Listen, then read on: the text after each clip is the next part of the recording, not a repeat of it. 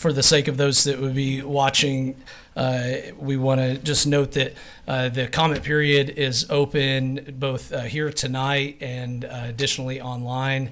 We have comment cards here for folks to fill out if they haven't done that, as well as to sign in. And then we have online access through our website for comments. This is, of course, regarding the commonly known as the East Loop project within the city of Bolivar. It's a project that has been underway in some form in the city for more than 20 years, but since 2022 has taken more significant steps with engineering and design. And we also have representatives from Great River Engineering here as well tonight, if the board needs to engage them at this time. But I think that's all that I have to introduce. I just want to let people know that we want to hear their comments. It is well attended, but for the comments to be on the permanent record, of course, verbally here tonight, but we also have a comment period that's open, I believe, for 10 days after this as well online. So. Okay, if you do step forward, if you have an opinion, if you do step forward, I presume you do have an opinion, and but it will be necessary for you to make that opinion clear in 2 minutes, and you will be timed. So, is there someone who would like to step forward and express their opinion during this public comment session? Please step forward.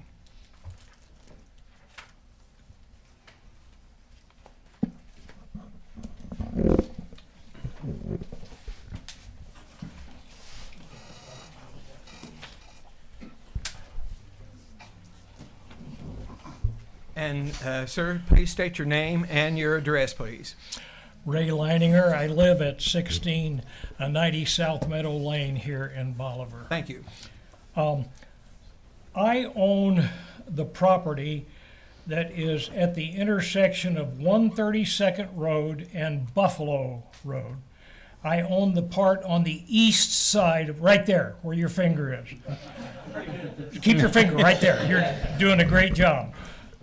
The roundabout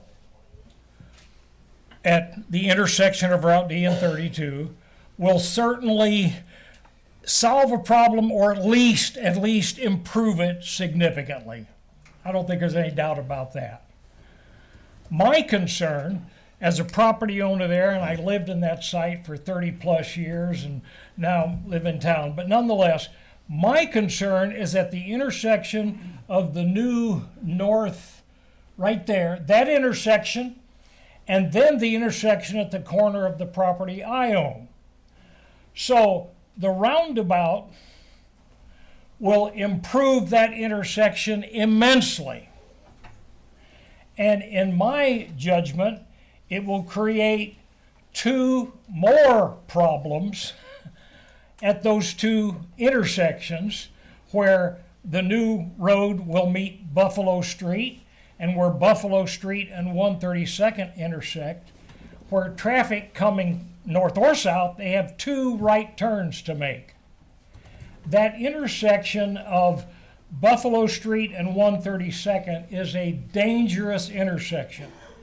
There is a blind spot there, if you're coming north especially. There's a blind spot to the west. There's a place where you simply cannot see an average size vehicle coming east on Buffalo Street. And I think it's going to create 2 hazardous intersections. You can widen it, you can put in turning lanes, but it's still going to be hazardous. And I think the benefits at the north end of the new road are offset by the problems created at the south end. And somebody's going to get hurt, and hurt bad. I had my truck that I loaned to my granddaughter years back, 15 years ago, got T-boned because she didn't see a driver in that blind spot. And it's going to happen. Somebody's going to get killed. And I hate to say it, but depending on who it is, something may happen to improve it. But nonetheless, that's my concern. Thank you, Mr. Leininger. If I could, Mr. Mayor, just if it would be helpful in the moment just to respond to one element, Mr. Leininger. I do know that the engineering design does contemplate a lowering of that grade in order to improve what you've just described, so that that sight distance is encouraging. greatly It improved. is encouraging. Yes, sir. Someone else?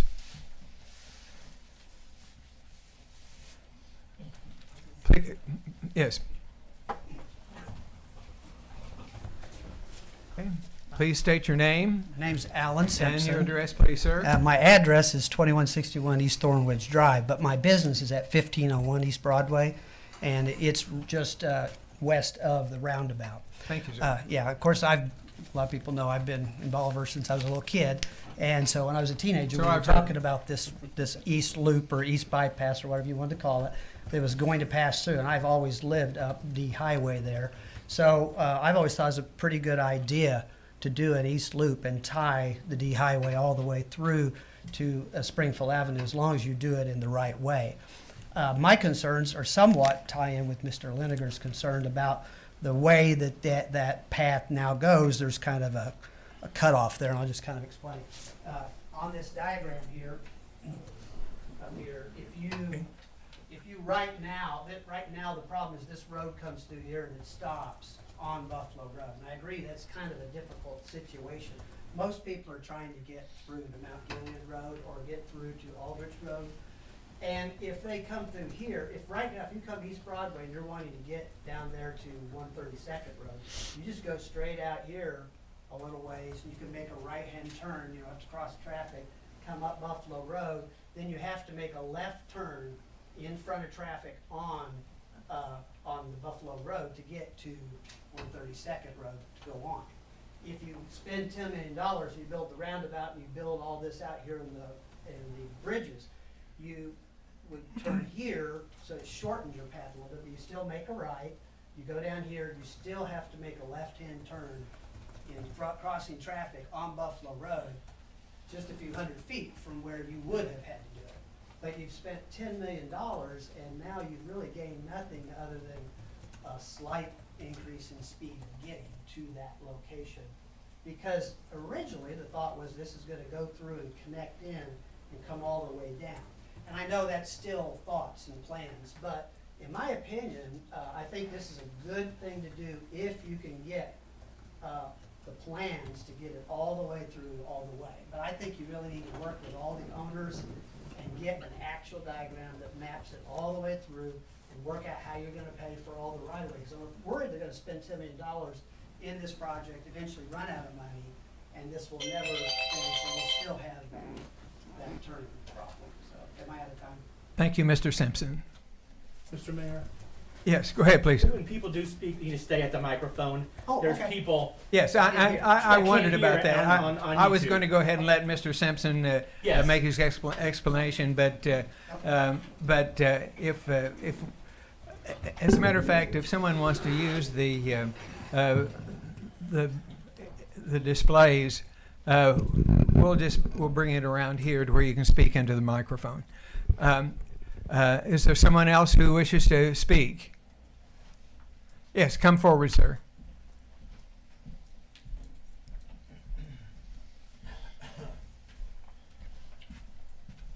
My name is Jerry Calvert. I'm at 4541 South 136 here in Bolivar. I have several properties around in and around Bolivar and businesses to boot. I don't know what's in the middle of the roundabout or how large it actually is going to end up being. Curbs pose a problem for what I tow. I personally have probably a 36-foot boat trailer with a pretty heavy boat that goes pretty regularly through there.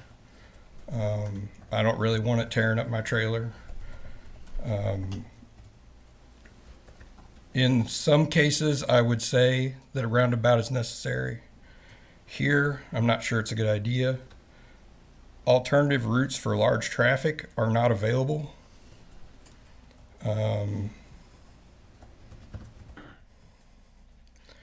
So if you propose like 18-wheelers coming from Lebanon through Buffalo, exactly how are they going to navigate? What's in the middle is my question.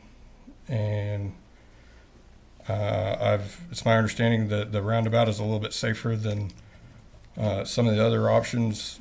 Is that safer compared to a four-way stop or compared to a street light? Do you have those answers? If I could, quickly on your point of the design, the traffic, and the size of vehicle, I think actually right in front of you on the table here is a turn diagram that does show ultimately the route is being designed for an oversized, overweight, up to 120 foot. Is that correct? 125 foot trailer. So it is designed for that, which includes a truck apron around the roundabout, which can be traversed with those larger vehicles. So it is designed with that intent as well. Does it tip when you go over that curve? Well, the truck apron is it 1 inch or? It's slightly elevated. Yeah, yeah. Yeah, that's what I don't like about it. I mean, the English, Yeah, I mean, they did a lot of things right, but they also did a lot of things wrong. sure. I'm just letting you know that design elements include, design for the larger vehicles. You're welcome to take one of those if you like, but we can make more of them available if somebody needs that. Just some of the questions that concern me, like say you had some crazy notion that they want to do powerboat races up at Palmy. Could they get that 120-foot trailer through there with that big boat?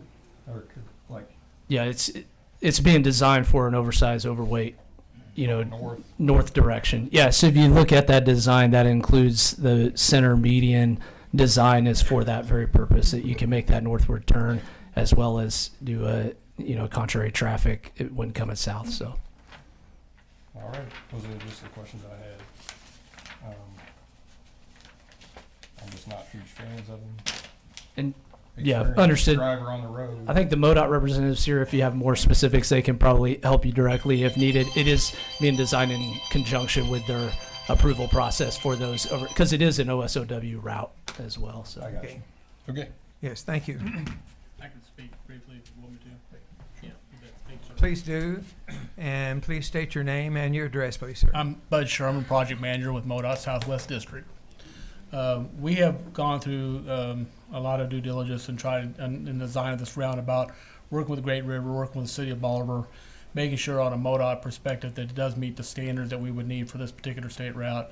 We have gone through a lot of auto turn movements for oversized, overweight trucks. Make sure the modeling is done, that they can go around, traverse around this roundabout safely and go around without having to be impeded by the trucks. So the actual apron in traversing around a roundabout is only 1.5 inches higher than the pavement, so it actually is very low impact for any kind of rocky movement. It actually has a 6-to-1 slope up to the 1.5 inches. And then it's able to traverse an off track around the roundabout, around the inner circle, around the truck apron. We've got it set up to where, in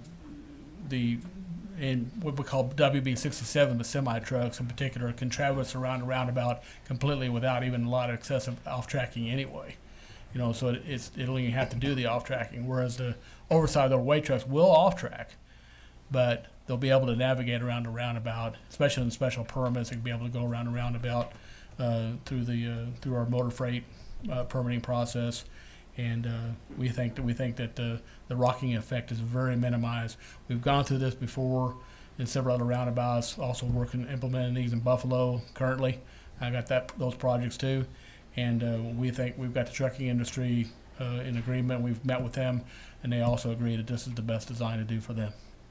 Thank you. Thank you, sir. Someone else wishes to speak?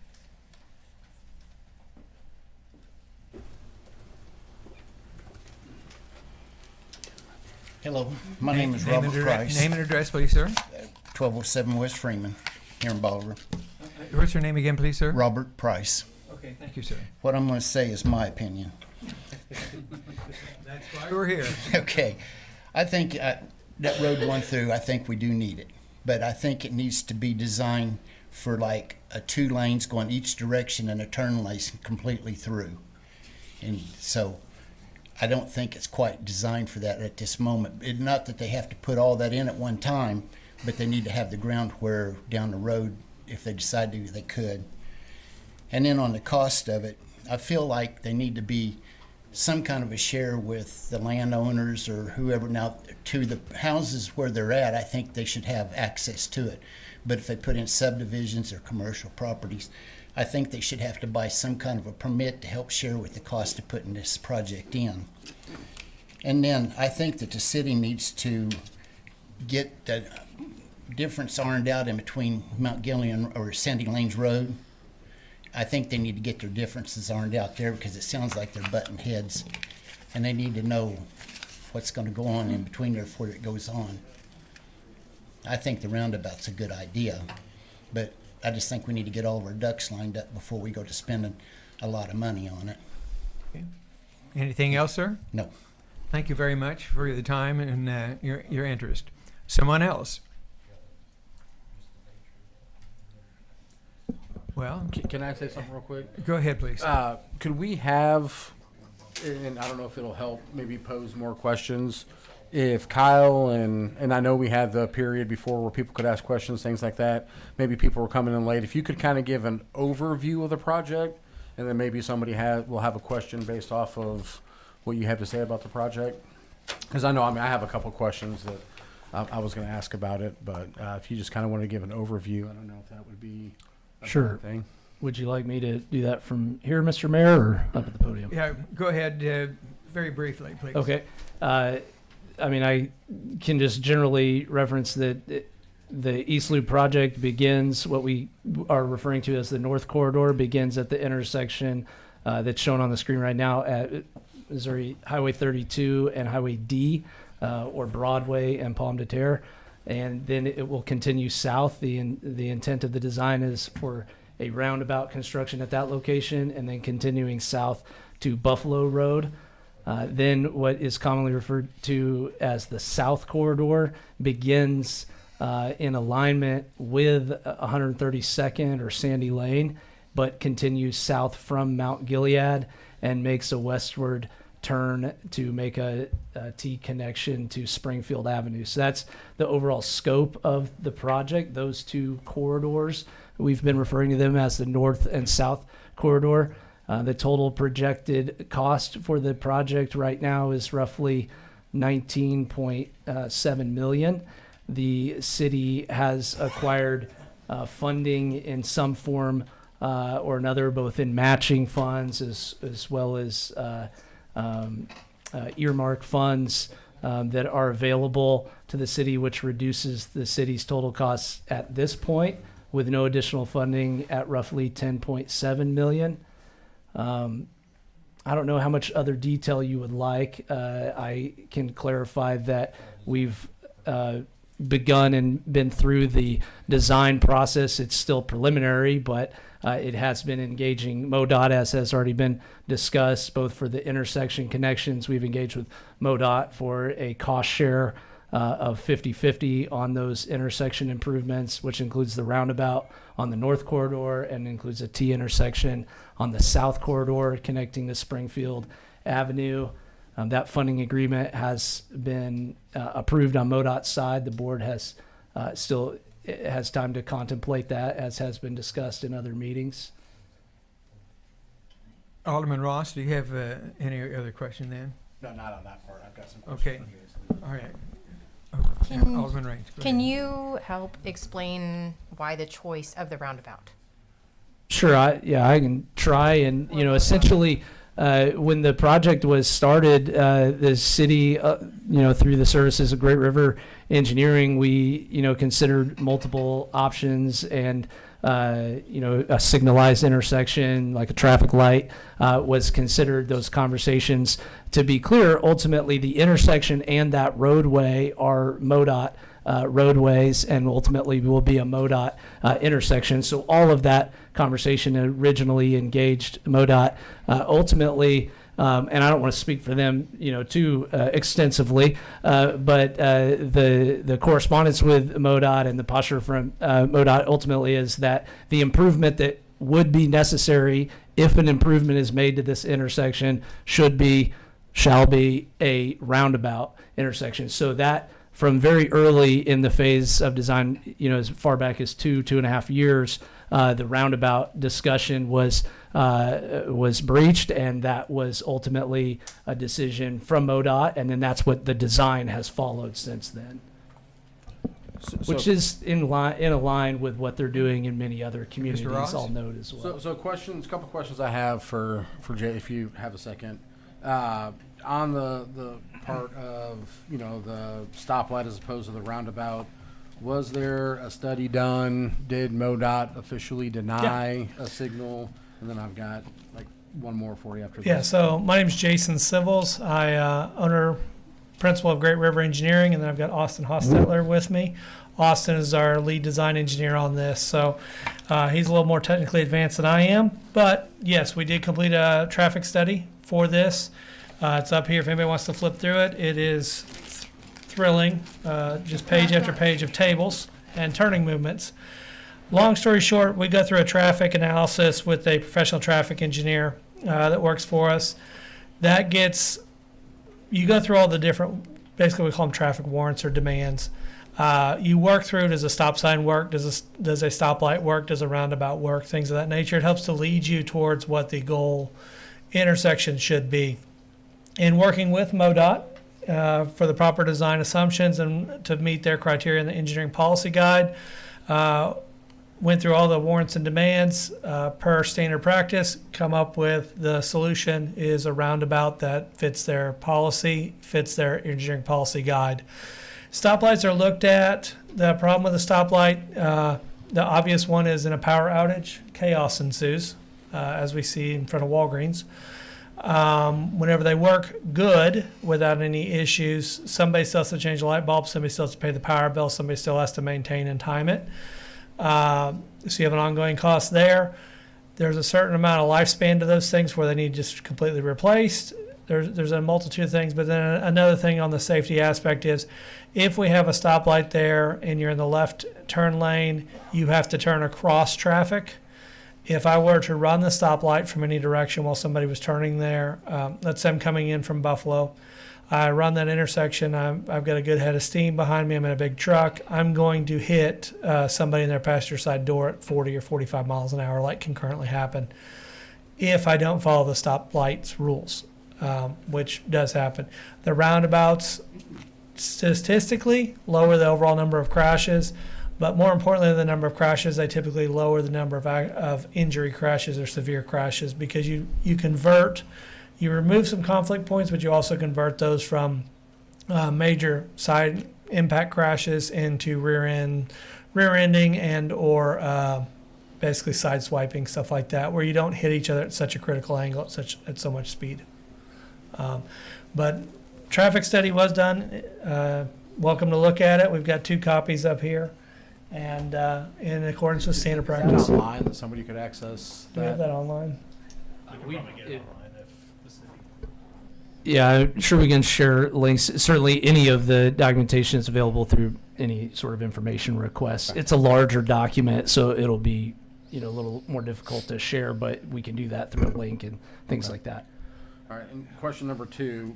The question got brought up yesterday that this is Liberty Utilities. That this would benefit them from doing work for them, moving their utilities at city costs, all that. Could you explain that? Yeah, so I'll approach it from a couple of different aspects. Number one is overall on projects, whenever we do projects, utilities are typically allowed, and this is just in general with cities and counties in the state. So I'm going to talk in generalities first. Utilities are allowed to use the right of way at no cost typically. The gentleman's agreement and the rules that play there are if I need you to move and you're in the right of way, then you have to move for me. If we are crossing land, which we are crossing some bare land, and there is an existing easement, then typically the rules would be you were there first, so I need to pay you to move. That's typically the way that this is handled. The MoDOT cost share does specifically state in it, typically, and Bud can clarify, that utility relocation costs are to not be covered by MoDOT. So they would be covered by you guys or be covered by the utility itself. Basically, MoDOT doesn't want to pay $10 million to move a bunch of high-end power lines in a major city for a sidewalk or something of that nature. Am I correct in that assumption, Bud? Yep. And so they say, hey, if you have to move anything, not on me, you two work it out. We have had correspondence with the public utilities on this in the roundabout area. There is some fiber optics, there's some water lines and some sewer lines. In our talks with them, all of that should be adjusted per the final design. That would include manhole adjustments, or that would include moving the fiber line to the edge of the right-of-way, things of that nature, at their cost. And they've been very applicable, just saying, hey, this is just standard business, not a big deal. Let us know once right-of-way and everything's finalized. Throw us a row of flags out there and we'll move our stuff out of your way. Has been our correspondence with them thus far. In the grant application, we put a placeholder to have a number in there for utility relocations. That's just standard practice until you know for sure what the final numbers will be, because at that preliminary stage, whenever you're writing that, for all you know, you may uncover, say, a major gas utility line. I had one of these in Springfield, and it was $600,000 if you had to touch it. We just designed around it because it didn't make any sense. But you could encounter these things that have some sort of monumental cost involved in them, so you would typically just design around them. But you put a placeholder in there, same as you put a placeholder for many other things that you may not anticipate in the final design. As of right now, there's some minor adjustments from the utilities, nothing major. I did read one of those comments that said that we were helping to put utilities throughout that whole corridor. No, we've not worked with Liberty to map out utilities or put anything. It would become a public road, the same as any county or city road, which typically both the county and the city allow for public utilities to place at their own cost utilities through there. If they have plans to expand it to there, no clue. They've not told us a thing. But it would be treated like any other road. We don't have any special considerations, or we're not putting them a utility corridor in or anything of that nature. It would just be on them to do that. That includes stormwater? Stormwater is part of the road itself, because we don't want to have basically people hydroplaning all over the place. And you also own your own stormwater. Congratulations. You're also an MS4, so you get to have the rules of the MS4 program as well for water quality. We will handle the stormwater through the project itself to help ensure that we don't end up with a bunch of hydroplaning areas or icy conditions where it can pond and stuff like that. So stormwater is covered underneath this, but that is part of the city infrastructure in general. Further comment, further questions from the board? Do you have any questions?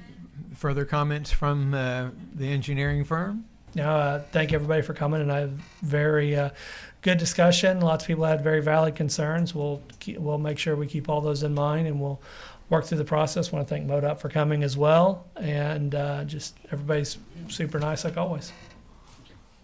Okay. It appears that there's a gentleman who'd like to make a comment. I'll be quick. I'm Daniel Keith, 705 North Main. So it seems to me like we're creating, the roundabout looks to me to be a good play. What I'm worried about is that we're going to create another bottleneck there on Springfield with the T, because I would think everybody that's coming down that road is going to turn left, and that's going to be going across the flow of traffic. And so that's going to be the majority of your use is to go get on Highway 13. And if we don't plan for that now, like another roundabout, doesn't sound like we like lights, so another roundabout or an overpass or something, you're going to create another bottleneck right there. You're referring to the south portion that would connect to the to Springfield. Yes, sir. Yes. Down there where the T connects to Springfield. Okay. All right, thank you. Yep. Thank you, sir. Anyone else? I could quickly, Mr. Mayor, if I could just quickly on that last comment. Go ahead, please. Just, there is planned, though the design initially on the south end is for a T intersection, there is planned for right-of-way that could accommodate a future improvement like a roundabout. But of course, if it's not needed because of traffic volume at the beginning phase, then that would not be constructed, and that's what's planned right now. Okay, thank you. Thank you, Mr. Lee. Please state your name and address. Daryl Kreitz, 2120 East Meadow. Thank you. Two questions. Where's our part of the money, the city, not our part, the city's part of the money coming from? Justin? We're still working that out. We're investigating all kinds of options. Not the far Liberty as- money. No, well, I don't know. Loans, we've talked about loans. We've talked about investing some of that money into a long-term infrastructure project like this that's gonna last hundreds of years down the future.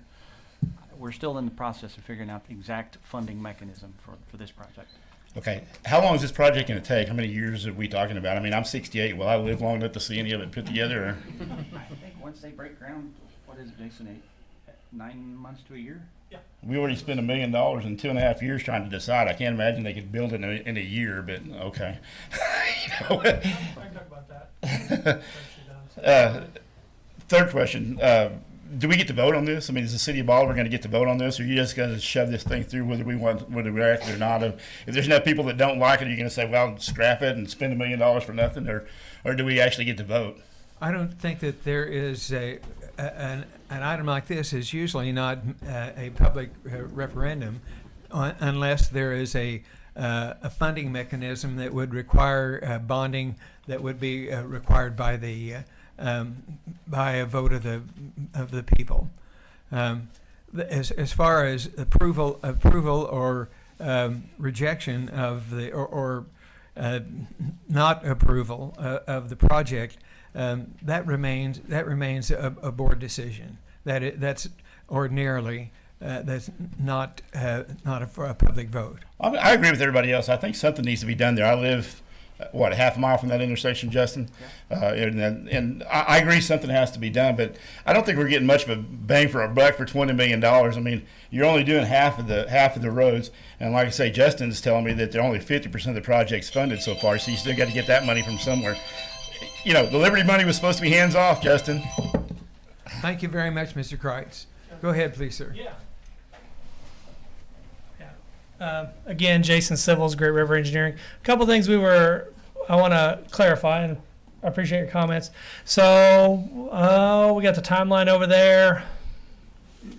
See, 2022, I met with the board here in one of the public meetings, and we said, hey, let's try to get this thing started and see if we can get some money in the bank. And we had $0 federally. We had $0. Went after a lot of grants, working with Kyle very closely, and we took that from $0 to half the money today. We have talked about trying to take that as we go forward, whether that's the newest round of build grants, which came out today, that could be 100% funding for the remainder, or if we can leverage additional grant funds throughout this. But we felt the need to start somewhere, because at $0 in our pocket, if we don't start chipping away to try to get some money rolling in grant-wise, then we can try to do that. So that's where right now we're setting about 50% if we didn't try to get another grant. Knowing Kyle, and if there's a grant, Kyle tries to get the money for Bolivar, which is a good thing for us as a Bolivar resident. I think it's a great thing for us, because there's lots of stuff that not related to this that he's been able to get us. And so we'll continue to try to get more of that as we can. Roads of this nature, it's not uncommon for them to take about 20 years. It's also not uncommon for them to take multiple phases in order to get grant funding and things of that nature. The initial MoDOT cost share there will cover that roundabout. And then we've got the additional grants to cover that road there, to help cover that road there. But there's some of that there. The second part of that I want to address real quick is you made a great comment. We're not very quick engineers. We do a great job, but we're not exactly the fastest. And a lot of that is because everything that we do has to be approved by MoDOT. And everything that MoDOT does has to be approved by Federal Highway for this type of stuff. And then some of our funding's from HUD, which is a totally different thing. And so we have to go through what we call the NEPA clearance. We have to make sure that we're not causing any adverse conditions for an endangered species, for historic artifacts. There is a lot of hoops to jump through, and MoDOT's been a great partner in helping us through that. They call that the RER process, but all that takes a long time. For even a simple sidewalk can take 12 months to get through that process, and so we're working through that process right now. And so as we get that NEPA clearance and as we get the clearances on this, then that makes it so the construction is actually going to be a shorter period than the design. Yes. Thank you for your explanation, sir. Yeah. Further comments from the public, please come forward and state your name and address, please. My name is David Studenkemper, and I lived out there on 2526 East Buffalo Road, Bolivar, Missouri. I think I've been there. I think so. A lot of people has. But I want to add to Ray Leininger's little deal and Alan, just a little bit on that one spot on Buffalo Road coming out on it. Like I say, I think this whole deal is a good thing. I think Bolivar needs it. Bolivar's going to grow the next 10 years. It's going to get crazy. A lot worse than it has been the past few years. I can see that while I've been around.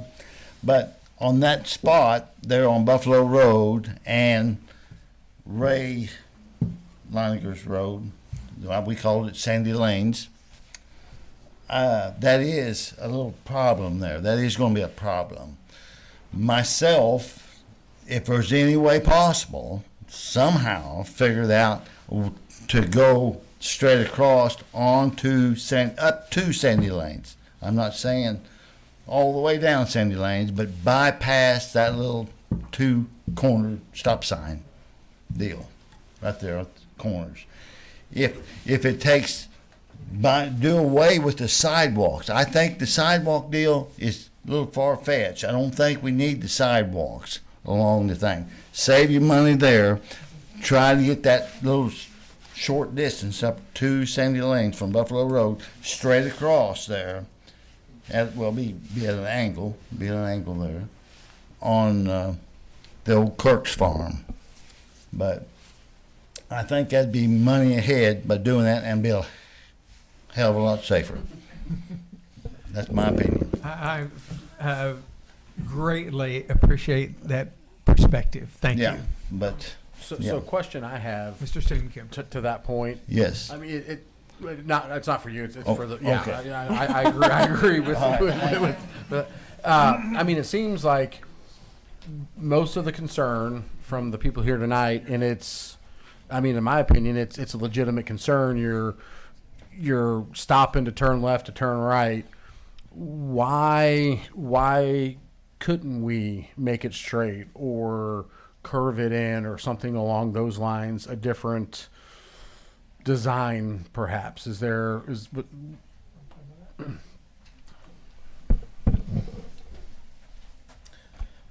My name's Austin Hostetler, Great River Engineering, as well as Jason introduced me earlier. That concept of taking that north segment and connecting it and tying it better into Sandy Lane or 132nd was looked at the very beginning of the project. And for whatever reasons that I'm not, at liberty to say or even have knowledge of, but for whatever reason, because that's a county road, the county did not want to participate in the project. And so that's why, from the city's perspective, they're like, let's at least get it to this point, Buffalo Road. But certainly the future goal would be that middle segment would be connected and you wouldn't have to make that jog in Buffalo. I think from an engineering perspective, from a traffic perspective, I don't know that anybody on the project team or at the city is in disagreement with anybody here about that. That's not an ideal situation in terms of traffic. But extending the additional money, obviously, everybody's talking about the 20 million, you're looking at even more to take it further, as well as just the participation from other entities was just not, eventually taken out of the project. And is kind of the idea was, let's do what we can with the money that we have with the grants. So, Further comments and questions from the board? Further comments and questions from the public? Please step forward.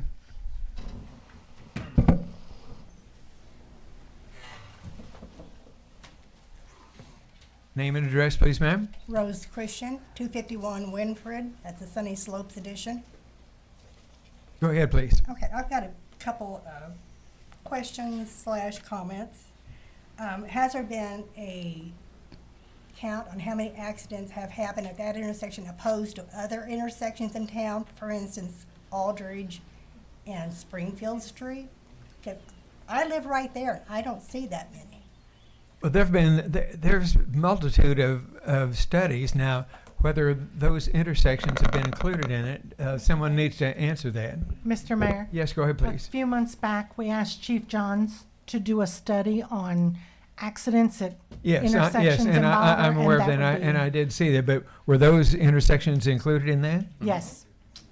So was Yes. there more at that intersection than any other No, intersections in the town? most accidents happened Aldrich and at Springfield. Aldrich and Springfield, at the stoplight, and at the Walmart entrance at their stoplight. So, taking what you're saying, this is not such a bad intersection compared to some others in town. It was lower on the list. Okay. Yes. Second point is people who want to avoid going to the square already know how to get around town. They already Yes. know about Buffalo Road. They don't need a roundabout to get them around town. And same way with the west side, they already know how to get around town. And also, it is a heavy traffic area during school. You go out there at 6 a.m. or 7 p.m., no problem. It's slow. There's not much traffic. And another thing, 2 minutes is not up yet, or is it? Not quite, just about. Okay. One of the ways that I get out of Sunny Slopes Edition is Hartford Street. Now, I predict there's going to be a lot of people who don't want to go on a roundabout who's going to go up Hartford Street, making it more difficult for people in Sunny Slopes to get out. Thank you so much for your comments. You're I think welcome. they're Thank you. wonderfully well taken. Someone else? If not, but you must step forward, Mr. Simpson. That's still your name, is it? Okay. And I'll try to speak into the microphone. Yes, I please. just want to make a brief comment about the change in the roundabout design. When I saw it a couple years ago in 2024, I didn't have any problem at all with the roundabout. But there has been a change in the design. I own the property Simpson Technology Engineering, which is the second business to the west of the roundabout. Just on the north side of 32, and Mr. McCracken owns the veterinary clinic, which is closer to the D highway and such. On the original roundabout design, there's an entrance at his entrance into the veterinary clinic, and then another entrance into my parking lot. My parking lot has some limited parking because of how close it is to the road. I can't back up from there. Anyway, in the new design, though, for some reason, they extended the center lane and removed his access point. So he has basically landlocked his business to where he can't get in or out from the highway. But in their new design, their plan is for all the traffic to his business to come through my parking lot. I don't like that design. I just say my parking lot doesn't have near as much traffic right now, and I don't know how you would work that out. But I know I would lose a lot of parking spots, and actually, I think right now he has like 13, and I have about 10, and then I have 3 for a renter. So it would greatly lower the value of my property, and it would affect me with traffic and maintenance. I already have my parking lot's been torn up a lot. So I've been planning to improve the parking lot as soon as I figured out what all was going on here. But that's the only thing I have is I would rather they put back his entranceway like it was in the 2024 roundabout design. Point well taken, Mr. Simpson. Thank you. Anyone else? Name and address. My name is Wanda Johnson. I live at 4479 South 132nd Road. I agree with Mr. Studencamper that having 2 stop signs there on Buffalo Road is going to cause severe problems. Not only that, like you said, there's a hump in the road and you can't see who's coming from town, so you just got to gun it out there to not risk getting hit as it is. But I don't know why you can't just cut across that corner. The road doesn't have to be perfectly straight. And then connect to 132nd. But you don't have to go all the way down to where everybody lives to connect. You could connect up there high. And at one time, when I was first approached by, what was her name? The lady with the gray hair, I can't remember. The lady who was in his job. Tracy. There you go, Slagle. Okay. When she first approached me, the day before the first meeting, her and another fella who worked for the city I wasn't really sure why they were out there on a county road. But they acted as if this was their project and that they were going to take care of the road. And then later they're expecting the county to take care of it. I don't see how the county can take care of a road that is meant for the city to travel on from D Highway, where all the kids are going to be coming from, to hit Aldridge Road and go up to the stoplight. Okay? So, in my opinion, the city should be the ones in charge of this road financially, if that's the situation. But then they couldn't tell me what was going to happen to my yard. Okay, first they said 55 feet, then they said 25 feet, and then they said just inside the fences. Then they couldn't tell me what was going to happen to my lagoon. I have a lagoon out by the road. They told me I was going to have to buy a septic tank. I said, no, I have a lagoon. Okay, so there's a lot of discrepancies, or, you know, some bad words that occurred. I want the road to be wider because it's not safe as it is now. People go down in the ditch, they hit the culverts, they hit everybody's mailboxes. It's a dangerous road. It needs to be wider, but it doesn't need to go clear up into our yards. Thank you so much. Someone else? Jason had a. Yes, go ahead, please. Yeah, I can address a little bit of that. So to talk about the intersection there at Sandy Lane and Buffalo, the dual stop scenario that's currently proposed, if the landowners are applicable, that own that land, then I don't see there would be an issue that we could try to work something out to go back to that original design. We had met with the county, and the county had a lot of concerns from the citizens out there, and the county listens to the concerns of the citizens, and they said, hey, we don't really want to partake in this right now. Maybe in a future date we might want to revisit this, but for now we'd like to just kind of leave it alone. At the same time, this was a bit of a pipe dream too. There was no money behind it at all, and so the county was kind of like, why get too stressed out about something that has, for 20 years nothing has happened. They've been trying to pay attention to the job, but at the same time recognizing that, hey, our constituents aren't as big a fan as the city is of this, so we may want to pass on it for now. Back to a couple statements you had made. We originally would want to have a standard unified right-of-way through there. That's basically whenever you build a new road, you'd like to do a standard unified right-of-way. We had tried to look at some different options to try to appease everybody out there. Go ahead. Certainly for me, and maybe for others, describe a standard unified right-of-way. So depending on what the road classification is, you may want 65 feet of right-of-way, or you may want 50 feet of right-of-way, depending on what the city has adopted as a road standards. Sometimes in county roads, you might have 25 or 30 feet as your standard right-of-way. And so whenever we go to build a new road there, you try to say, what could this be used for in the future? Let's try to make sure we have that as right-of-way, even if we don't use it. So that way in the future, if it ever needed widened, if we ever needed to put a utility line, anything of that nature through there, it's there, and or somebody doesn't build a house on it. Now, we had looked at originally trying to do a standard uniform right-of-way through there. There's existing fences and a very, very clearly defined existing right-of-way through that area. So then we tried to find or strike a balance, saying, hey, what could we fit inside the right-of-way itself? Okay, now, the existing right-of-way. For which section Sandy Lane. Of the road Sandy Lane. For Sandy Lane? Yep. That I am writing down a lot. And with the new utility poles that have been placed there, is there any room at all for any expansion of the right-of-way? Well, we looked at it. It would, if we buried stormwater pipe underneath and basically enclosed the ditches, did stormwater improvements, that we could widen the road surface itself. Okay. If we want to visit that in the future, we can attempt to get more grant funding for that. Okay.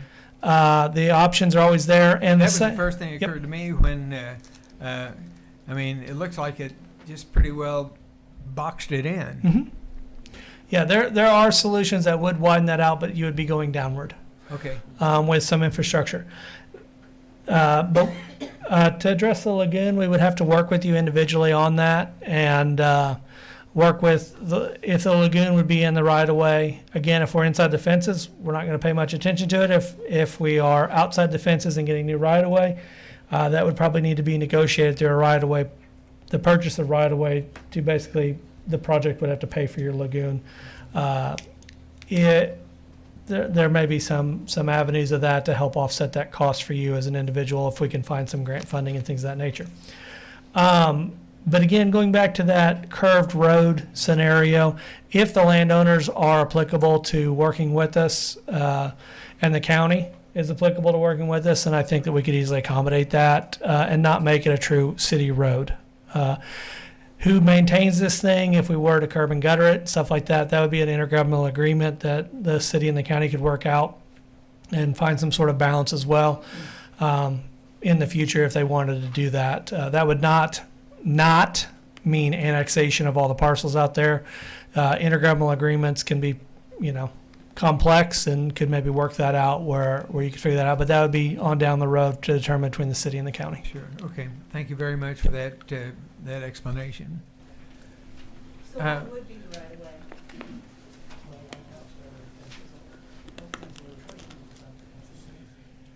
Mr. Moreland, do you have some comments?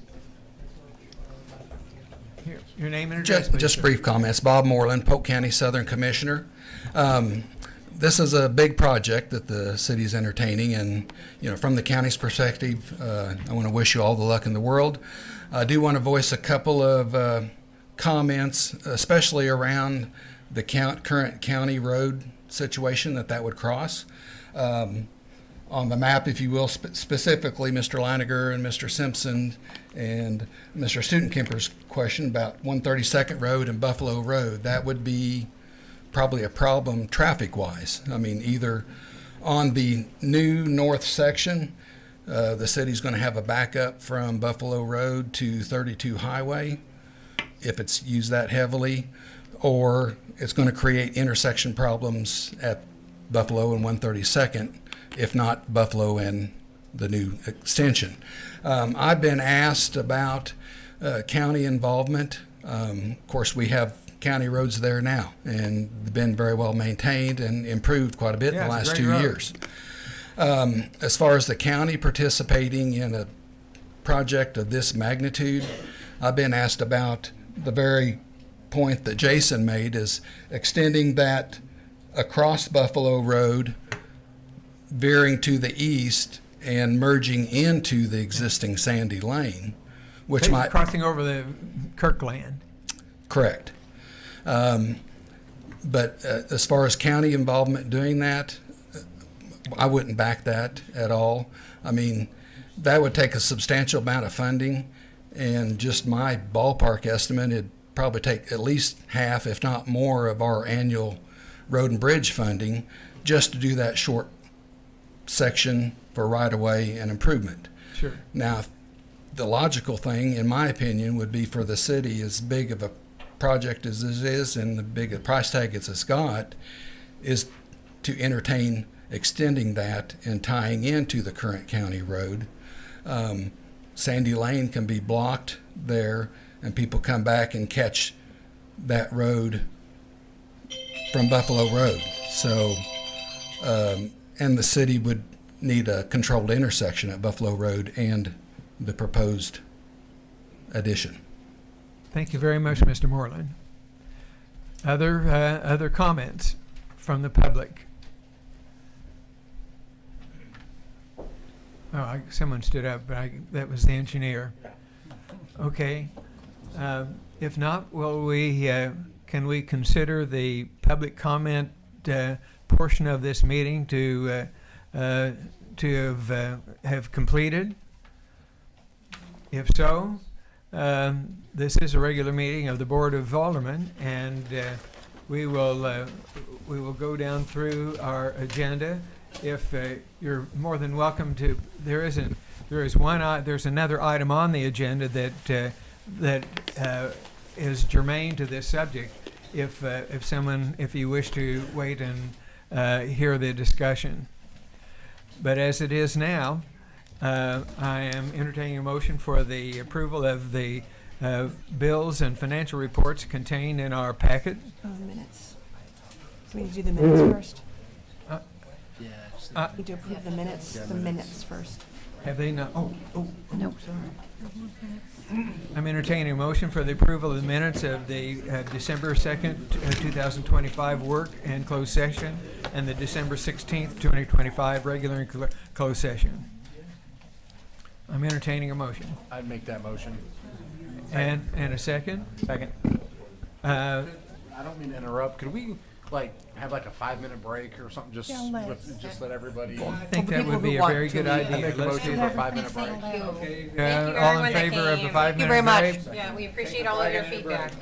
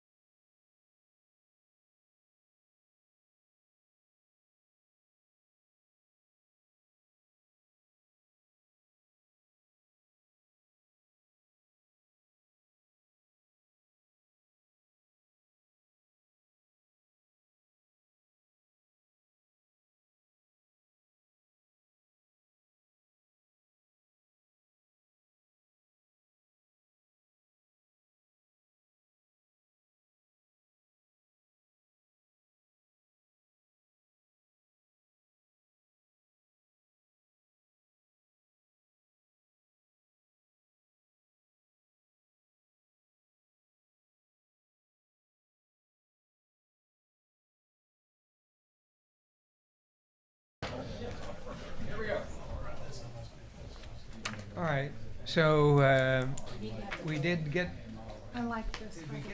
the minutes approved? Did We that- got a first and a second. All right. Just I need a, don't think we had a vote, did we? No, we did. All right. All right. All those in favor of the approval of the minutes? aye. All opposed? The ayes have it. We have approved the minutes of December 2nd, 25 and December 16th. I'm entertaining a motion for the approval of the bills and financial reports contained in our packet. I'll make a motion that we pay the bills. Discussion? Hearing none. Those in favor say aye. Aye. Those opposed, no. The ayes have it. We have approved the bills and financial reports contained in our packet. Now then, I think we have a new appointee for Allie Pinnick. Sir, Chief Johns will handle this. And Chief Johns, please come forward. Good evening, everybody. It is my pleasure to introduce you tonight to one of our new employees. This is Miss Allie Pinnick. We're very excited to have her come aboard the police department as our new crime analyst. She comes to us with dual bachelor's degrees in both criminal justice and psychology, and she's almost finished up with her criminal justice master's degree, which she will have that completed later this year. We're very proud to have her. Allie Pinnick.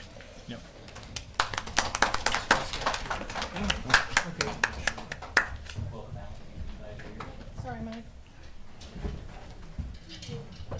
Nice, Chief.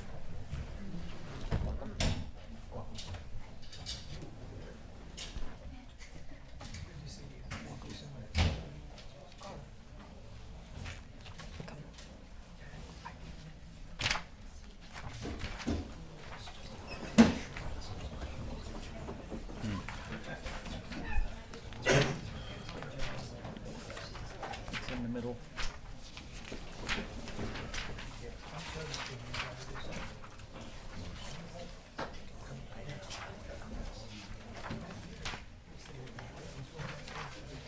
It's right here. Oh, we're right past it.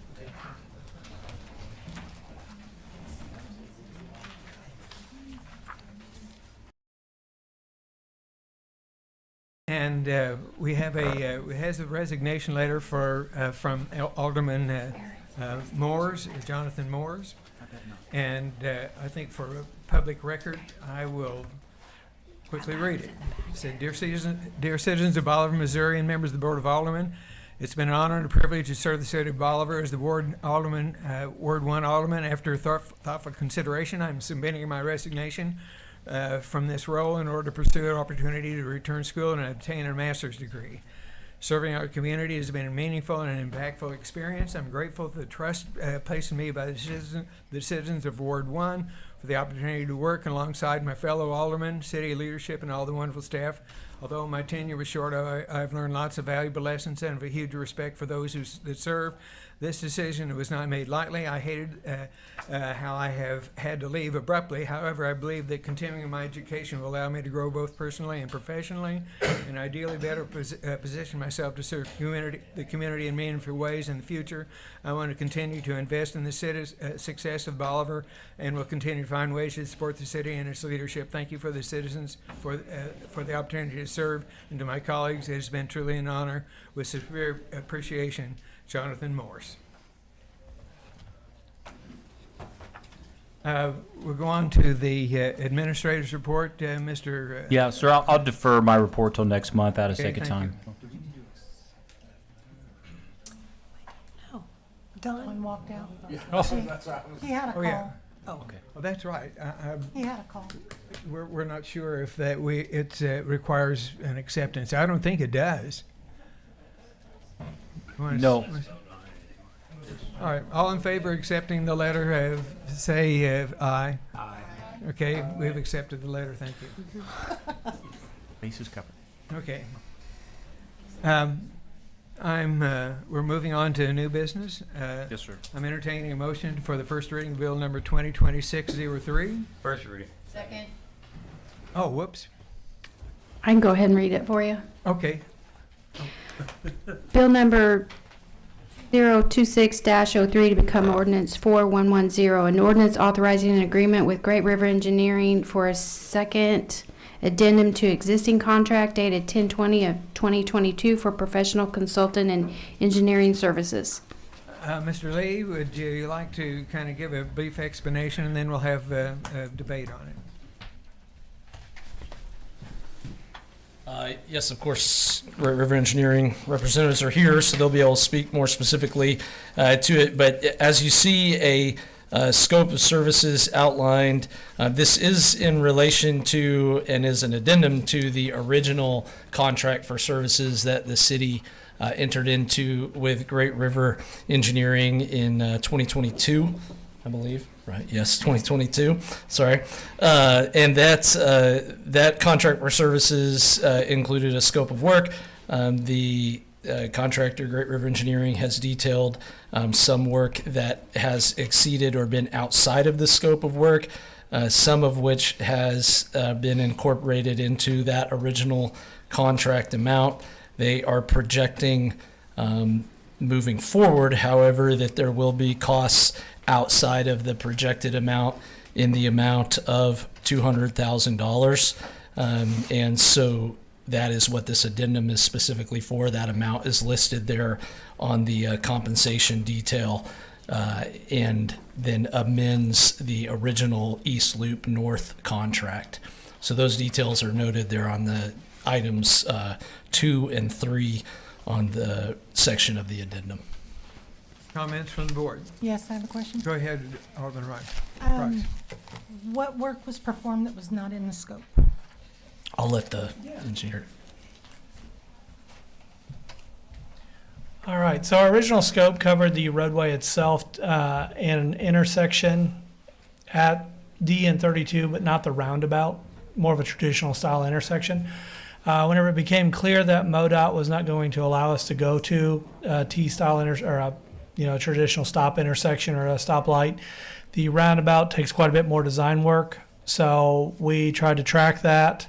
Kyle and us worked closely together, and then there was some additional permitting that was required throughout the different grants that we got, because we may pick up a grant, but it may have some different strings attached to it. So we had to work through those. The original 2022 did not have those specifics in there because we weren't exactly sure what the final funding would be. So it was based upon certain things that may have come up along the way. We track all that stuff and we do what we call an estimated to complete, or an ETC is what we call it internally. And that ETC, whenever we put all of our labor hours in there, we estimate to complete, and our overages or things that were out of scope, we land right at that $200,000 mark as far as going over. I will say that the roundabout itself has probably been $300,000 to design it. We've been able to cut a lot of cost in other places as far as design cost, not construction costs, just by trying to be more efficient, trying to make sure that we don't have to design anything extra that we may have encountered in the first part. So our first look at it was to go through everything and say what was in the original scope that we don't necessarily have to perform due to the changes in the project. We went through that exercise, tried to reduce as much as we could there. That took up a lot of it there. And then we go through and we say, what's it take to complete it, given what we know today? For example, the MoDOT cost share was not on the table whenever we first started. Now we brought the MoDOT cost share to it. There's certain strings attached to MoDOT to cost share, things of that nature, to get it to final design. But the entire roundabout itself was actually not covered in the first part. That said, we were able to shift quite a bit of this and say, hey, let's try to get you the funding. Let's try to get everything going the best that we can to get everything lined up for this. And we will approach this subject. We've documented with the city staff just as far as a change log is what we call it. Kyle, do you happen to have that by chance? You know, I'm talking about the change log. Have you seen that lately? Yeah, I don't have a copy of that, but and yeah. it covers minor things, and for the most part we try to absorb as much of that as we can. But once we kind of know that, hey, we're on a track to go over, then we sit down, we say, hey, how far are we going over, what can we do to reduce that, and then where are we actually going to land with our ETC, or estimated to complete, and that's where we ended up at that 200,000. And it is an hourly not to exceed contract, correct? Or is that one? Yes, that's what you Yep. have. Yeah. So hourly not to exceed contracts are you are granted up to $200,000 more of spend. You have to show a timesheet entry and you have to pay an employee for that hour. Once, if you don't use that, let's say you spent $112,000, you'd bill $112,000. The rest would then be on, the city would not pay that. Those hourly not to exceeds, you pay for what you use up until we hit that, what we call a ceiling or a cap. And what work has not been done that this extra $200,000 is going to cover? Boy, put me on the spot. Is Austin still here? Yeah. There he is. He's the guy who actually put all this together, and I thought he'd already left, so I apologize. So, Austin, you want to head into that part? Yeah. You know that better. Yeah, so again, some of those change logs that we've provided Kyle cover what we're still expecting to do. But really, I guess I'll kind of widen out, just talk about the whole project next steps. There's still a few more steps on the environmental side. If, based on the feedback tonight, there ends up being design changes that either moves the road or something. I'm not saying that will happen. I'm just saying if those things do happen, that kind of almost not restarts, but it takes you back a few steps in the environmental process because you've moved where you were going to do the improvement. But there's still a few items on the checklist for environmental, right-of-way acquisition, documents, right-of-way plans, the legal descriptions, the deeds associated with that, working with the city to then get that right-of-way acquired. Final plans, which is basically, the project is designed. There's not a whole lot of additional design to happen, but to get the plans ready for a contractor to bid, there's work there still to be done. And then also the bidding process, soliciting contractors, the bid opening, getting under contract. And so all that's kind of covered with that 200, again, obviously barring any major redesign or any major changes from this point forward. So, further questions and comments? Is there a cap on the grant that would reimburse us for the engineering? So, yeah, that's a good question. So the HUD earmark funding that's currently available would still be able to cover these costs, but for a point of clarity on that, there's $2.5 million there, and that money is usable for soft costs like this on the entire project, and also for construction costs on the north section of the project. So it does reduce. It's still a cost to the city. So I don't want to present it like it's a wash or anything like that. But yes, if for instance the city chose to stop, away some of the funding for the construction. Correct. But if for some reason the city decided to stop funding the project at design, we would still be fully reimbursed through that HUD earmark that exists. Sure. I will note, just because when I first became aware that this number would likely come to the board, it was noted in the funding plan that I shared with the board in November. We noted on that there was an estimated $200,000 increase to the overall design costs, because there was initial conversation at that point from Great River that would be the projected costs, and then this aligns with that, what was shared at that time. So I'll just let you know as far as delivery of the information. And is this the first time? You've got to remember, I only came in April, so I'm new to the game here. Is this the first time we've been asked for an increase in this fee?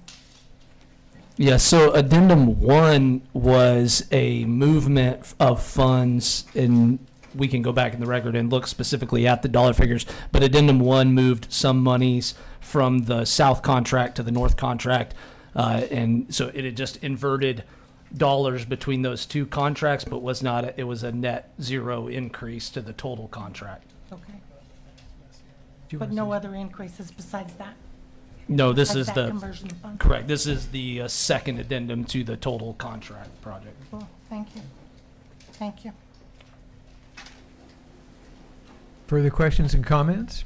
I will just go ahead. And this, you already said this, but just to make sure it's super explicit. So if for some reason we decided that we did not require further engineering services from you guys on this project, we would therefore not be incurring additional hours, and therefore the fact that this has been approved we would only be paying for the hours that we need you for. So whatever reason, whether it's you get it done super fast with the fewer hours, or whether something changes with the city's plans. Correct. We're not saying you definitely get this much money. Correct. As you've said, it is just the hours that we ask you to spend on this project. Yeah, we use a special accounting software that is a nightmare to use, as Austin gets to use it every day, for logging our hours, and it allows for auditing and tracking for all of our federal contracts, because they're almost all of them are the exact same way as this. So let's go through the termination clause. If you want to execute the termination, you would call me immediately. So Kyle or Thomas would call me and say, hey, something's come up, we want to stop the work. I would then notify Austin, or Kyle could call Austin directly, and we would stop and we'd say, do you want us to box it up so it goes on a shelf so it could be readily available later? That may take a week to box it up. Do you want to pay that cost, or do you want us to just stop work and wherever it is, it is? I've never been terminated from a project because they were unhappy with us and walked away and gave it to somebody else. We just put it on a flash drive and be done with it. I have had projects stop for various reasons. Let's say that a giant sinkhole opens up right there and we don't want to have it anymore. It's super rare. But let's say something off the wall happens and you want to cancel it for some reason. Or let's say for any reason the board decides to stop it. You would notify us immediately, and then you'd make that decision. Do you want to have a little bit of cost to box it up so it's ready for use 2, 3, 5 years from now? Or do you just, no, I don't want to spend another dime. And then we'll lock down the project and basically move everybody off the project, and you'll stop paying. Whatever you've paid to that date, you'll owe. Right. But not anything forward. So if it's $12 or $120,000, that's what you pay. Same as if we get it done. If we glide through the final bits and everybody's great to deal with, and everything goes really smooth, and we spend $100,000, you're going to pay $100,000 and not pay the other $100,000. That hourly not to exceed protects you on that side. Thank you very much. Yep. Thank you. Further discussion? Second reading. Seeing none, I'm entertaining a motion for the second reading. Second reading. Second. Okay. Madam Clerk, please, no, it's I'm back. Gotta read it. gotta read it. Counselor. Thank you, sir. This is bill number 2026-03, ordinance number 4110, an ordinance authorizing an agreement with Great River Engineering for a second addendum to an existing contract dated 10/2022 for professional consultant engineering services. Madam Clerk, please call the roll. Wilson. Aye. Raines. Aye. Neal. Aye. Sagerser. Aye. Ross. Aye. Ballard. Aye. Price. Aye. By a vote of 7 ayes, we have approved bill number 2026-03. I'm entertaining a motion for the first reading of bill number 2026-04. First reading. Second. Counselor? Bill number 2026-04, ordinance number 4111, an ordinance authorizing an agreement with Pinecone Rentals LLC, Pinecone Developments LLC, and the Suzanne Kiefer Living Trust Agreement for this future donation of real estate within the city for use as a public park land. Mr. Lee, do you want to give a little explanation? And then I think maybe there's someone here that has something to add to this conversation. Yeah, I think the description may sufficiently summarize it, but there is land that is proposed to be donated to the city, which has been, in discussion for probably about a year and a half specifically at this point, and we are proposing to utilize it in the manner that it's intended to be donated, which would be for a dog park. The current owner of the property is here, so, or representative owner, so I think he could speak to it specifically if there's questions about it, but it is the land that will be a future dog park in the city of Bolivar. Mr. Kiefer, do you have anything to add to this discussion here? Only because I think you want me to. I used to be on the other side of the podium as an alderman, and I was approached at least 3 times with a constituent that wanted Bolivar to have an off-leash dog park. You can use Dunnigan Park right now for your dogs, but they have to be on a leash. So this would afford an opportunity for the dogs to run free. So anyhow, just another amenity that I think Bolivar could use to propel it forward and make it a even better place to live, to attract more people and commerce here. So. It was very generous of you to do that. And any comments and questions from the board? Go ahead, Ms. Neal, Alderman Neal. Rains. Rains. In the agreement, it mentions respective obligations to each other. Can you guys define what that is for those listening? There's a lot to that, but I can give it a general overview. Essentially, the land will be donated to the city. I believe the parties are going to split the cost on survey costs and appraisal costs. The appraisal is necessary. Obviously, any donor would want to get IRS recognition for that donation. And so the city and the donor are going to split those costs. The city will have to use it as a dog park. There are some conditions regarding visibility easements, drainage easements, that type of stuff. I think the intention there is just to make sure that the donor's surrounding developed property is essentially visible from the dog park. And then there will be a monument to Mrs. Suzanne Kiefer there. The city will be also prohibited from erecting any other monuments or things like that to keep the park from getting cluttered with benches and things like that. That is essentially it. It does have a clause. If the city were to not honor some of the or any of the obligations that we have, the donor would be able, or their successors would be able to come in and take it back. So benches are not allowed? That's not necessarily the case. That was just an example. Okay. Questions and comments? It also limits the hours of the dog park, like what hours it can be. Oh, like just, just things like that to make sure that, but not like a bunch of extra affirmative things that the city is expected to do, but sort of restrictions on how the property. Yes. Oh, also, just while I'm thinking about it, I believe the donor and the city will have to coordinate and cooperate on the design of the park. Obviously, the city will only have so many dollars to spend to build it. But we are expected to cooperate with the donor to get the design and all of that stuff. Thank you. Okay. No further discussion? I'm entertaining a motion for the second reading of Bill number 2026-04. Yes. And then, Mr. Mayor, I don't know how we address this. Maybe just for the record, I think we are missing an alderman that we had during the first reading. Ms. Yes. Price has stepped out. I guess She's not coming back. Oh, okay. Well, we just we still have a quorum. We do, but I guess we need to make sure to note for the record that all the aldermen that were here during the first reading are not here during the second reading, but we still have a quorum. Okay. Okay. There we go. Do a first reading again? Nope, we don't have to. Okay. All right. He fixed it. I'm entertaining a motion for the second reading of Bill number 2026-04. Second reading. Second. Counselor? This is Bill number 2026-04, ordinance number 4111, an ordinance authorizing an agreement with Pinecone Rentals LLC, Pinecone Developments LLC, and the Suzanne Kiefer Living Trust Agreement for the future donation of real estate within the city for use as a public park containing a dog park, and establishing the parties' respective obligations to each other for the establishment, design, construction, and use of the donated parkland. Madam Clerk, please call the roll. Wilson? Aye.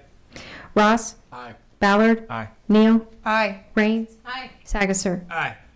By a vote of 6 ayes and 0 noes, we have approved Bill number 2026-04.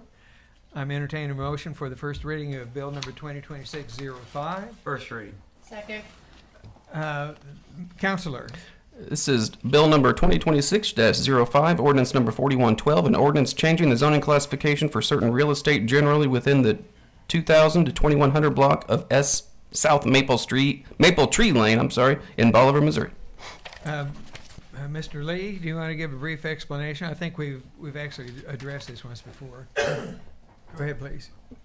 This is a new zoning change at the end of Maple Tree, just so it's not confused with a different agenda item in the past. But this one is an area that is at the dead end of Maple Tree Lane, and it was approved through our Planning and Zoning Commission. Yes.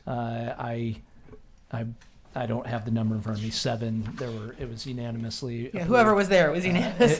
So, Whatever the count was. Unanimously approved. It's currently zoned commercial, which is actually, kind of a donut hole of commercial surrounded by multifamily. The request is for it to become multifamily zoning, and so the commission recommended approval. Yeah, it's like a reverse spot zoning. We're unspot zoning it. Right. Correct. Further questions and comments? Mr. Ross? The only question I have is, with it being one way in, one way out, with a number of potential units that are there, did you guys discuss that in planning and zoning, or was that not a concern? I don't think that specific question came up. Kyle, do you have any response to that? No, and generally, with a rezone, they would. In this case, there happened to be an application that also showed a future development proposal. So but it's just the application. You don't, yeah. Okay. But that would not be normative. A rezone would normally just be a request for a change of use, and then any sort of development would be handled under a separate review. So, as far as like necessary entrances and parking and things like that, that would be addressed in the construction phase. All right. Sounds good. Okay. All right. Further questions or comments? Seeing none, I'm entertaining a motion for a second reading of Bill number 2026-05. Second reading. Second.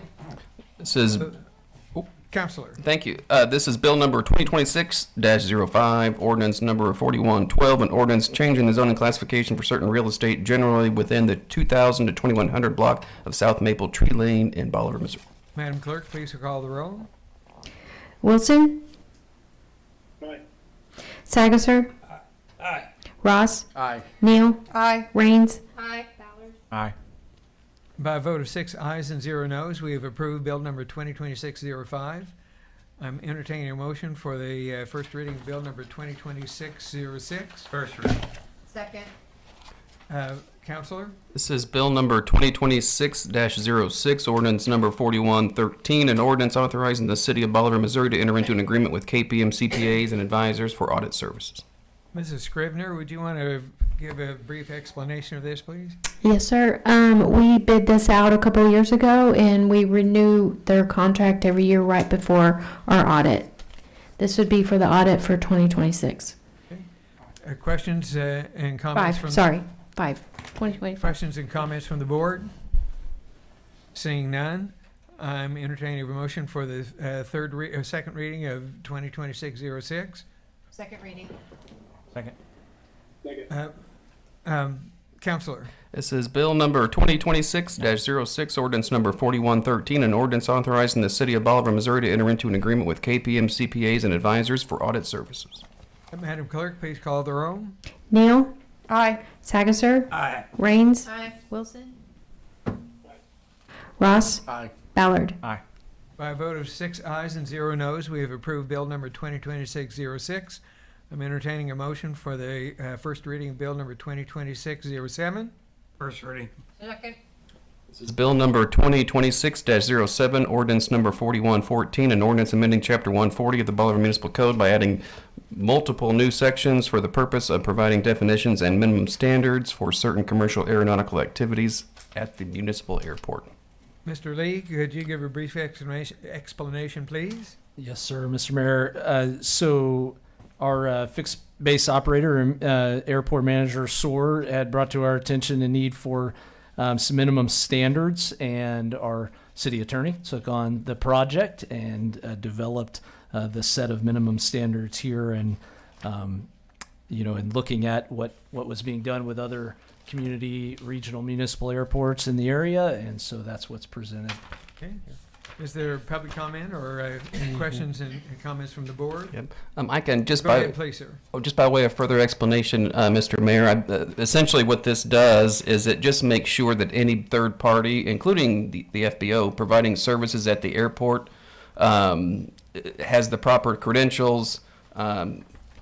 Essentially assures the city that they do, gets a permit or a contract or a lease, and then make sure that they have the proper insurance in place.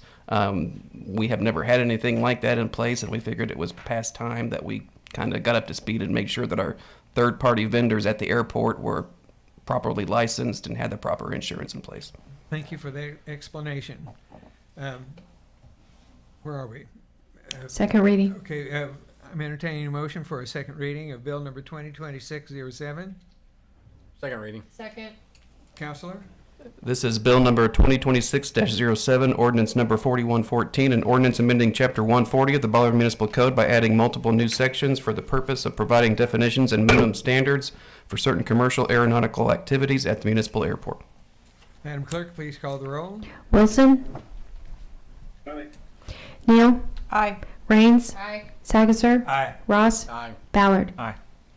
By a vote of 6 ayes and 0 noes, we have approved Bill number 2026-07. I'm entertaining a motion for the first reading of Bill number 2026-08. First reading. Second. This is Counselor? This is Bill number 2026-08, ordinance number 4115, an ordinance amending the Bolivar Municipal Code by amending section 225.570 regarding sale or use of fireworks in the city of Bolivar. Okay, Chief Hopkins, would you give a brief explanation, please, sir? Watkins? Hopkins. Watkins. I answered a lot. You wear a lot of hats. Why do I have such trouble with that? On the fireworks code, section 3, I can't remember what sentence, but it really said fireworks aren't allowed on commercial property. Well, one of our big fireworks stands is on Walmart property. So we're adding to the title of document section 3, use of fireworks. So you can't use them on commercial property, but you can sell them on commercial property. So it was kind of a mixed message code that we ran into last year, and we're trying to clear that up. So just adding, 2 words, use of. So just a little confusion, trying to Clear up. clear up a little confusion, okay? Questions and comments from the board? Seeing none, I'm entertaining a motion for the second reading of Bill number 2026-08. Second reading. Second. Counselor? This is Bill number 2026-08, ordinance number 4115, an ordinance amending the Bolivar Municipal Code by amending section 225.570 regarding sale or use of fireworks in the city of Bolivar. Madam Clerk, please call the roll. Wilson. Aye. Ballard. Aye. Neal. Aye. Ross. Aye. Raines. Aye. Sagasser. Aye. By a vote of 6 ayes and 0 noes, we have approved Bill number 2026-08. I'm entertaining a motion for the first reading of Bill number 2026-09. First reading. Second. Counselor? This is Bill number 2026-09, ordinance number 4116, an ordinance authorizing participation with the Missouri Highway Department of Transportation and the Missouri's Highway Safety Program. Mr. Lee, could you give a brief explanation, please? Yeah, this is just participation from the police department with some grant funding for some traffic work in the city. Okay, And we do this on an annual basis. all right. Comments and questions from the board? Seeing none, I'm entertaining a motion for the second reading of Bill number 2026-09. Second reading. Second.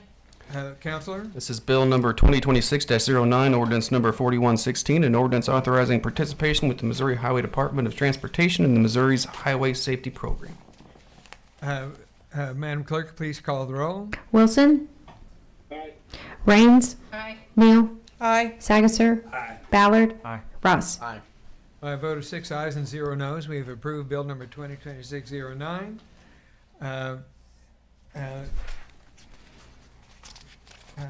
Okay, Mr. Rutherford, would you give a brief explanation of item H, employee wellness and fitness reward? And Mr. Schrader, I think, has. Yep. So I'll tee it up for Mr. Schrader. But one of the things we're trying to do, and we're trying to really do it in full earnest this year, is an employee wellness program. And part of that and one of the tenets of a wellness program is physical health. So we are petitioning the board for a pilot program, for a fitness reward program, and we wanted to run that by the board for their approval. Again, this would be for a 1-year pilot program to see how it works, and Todd's going to go over the detail with you. Okay, go ahead, please, sir. Can I ask a question before Mr. you Schrader, get I started? presume your name is Mr. Schrader. It is today. Will this have any impact on our insurance by chance? Like, you think it'll help our insurance? Potentially. deductibles? That's one of the goals of this. Okay. Right, to, one, reduce workers' comp, and also maybe it could reduce our healthcare premiums. Okay. And that's one of the reasons we're trying to do this. Because our workers' comp premium was $500,000 this year, is that right? It was a lot, yes. So. Yeah. Mr. Schrader, please. To start off, excuse me, I think it's fair to say that all of us value two things. I think we all value money, all right, and we all value time, okay? You guys gave us a raise in January, so you helped us there, everybody in the city. So another thing that we can try to help the city employees is with their time. So this has multiple lenses. This helps with, of course, with wellness for our city employees, but it also helps them with some extra time that they can have off the clock if they participate in this program. So it helps in multiple facets. Basically, try to explain this. I gave you a handout. This is the most updated handout I laid on your areas earlier. You can look through that. And I'm not going to go through that word by word just because it'd take all night. But basically what this program is, is if we get our employees to be engaged 36 times per quarter, then they will have a reward beginning of that fourth quarter. So if you look at that first page there in the middle, you have quarter one, which is January, February, March. If they work out 36 times, which is 3 times a week, and they'll have to document that, they'll turn it into the supervisor, then they'll turn that into me, and then I will coordinate that with HR. After those 36 times, if that is approved, then they'll get a half a day off sometime that next quarter, which they'll have to use it in that quarter. Same thing with quarter two. They come in, which is April, May, June. They do the 36 minimum, and then it's 30-minute sessions. Then they would get another half day beginning of the third quarter. And then the fourth quarter, same thing. They would come in, 36 for the fourth quarter. Excuse me. The thing about the fourth quarter that's different than quarter 1, 2, and 3 is the fourth quarter half day turns into a full day. Okay, so after, say, the fourth quarter, which is October, November, December, if they have their 36 documented, then the next quarter of the next year, then that half day would become a full day. So if you add that up, if they meet the criteria for the whole year, it'd be 2.5 days that they would get flex time throughout the year. If you look on the back page, or the middle page, the core components of the wellness program is physical health, social health, professional health, emotional, mental health, and financial health.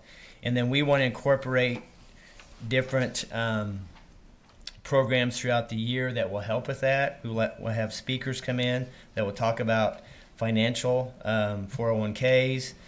We can have BRRRR, MU Extension, CMH can help with the emotional, mental health, and so on. We can talk about supplements, nutrition, but we can help our city employees navigate through the wellness program, because everybody knows if you're healthier, you have more energy. I think you're a better employee if you meet that criteria. So we're just trying to give fine lanes for our employees to help them out to meet some of these expectations. Questions and comments?